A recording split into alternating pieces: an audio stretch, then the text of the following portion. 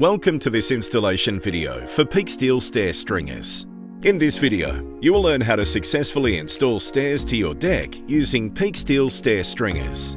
Let's look at the tools and safety equipment needed to successfully install your Peak Steel Stair Stringers.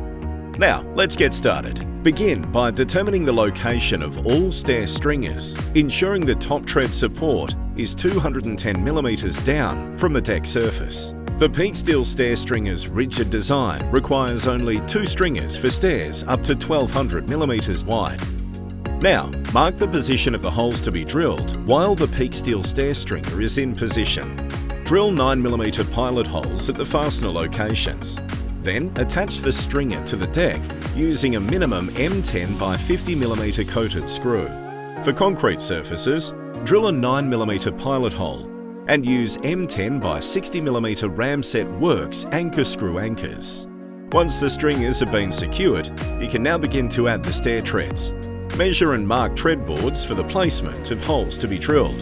Then, drill 7mm holes through the board to allow for an M8 by 60mm cup head bolt to easily slide through. Start installing treads halfway up the stringer using M8 by 60mm cup head bolts, nuts and washers.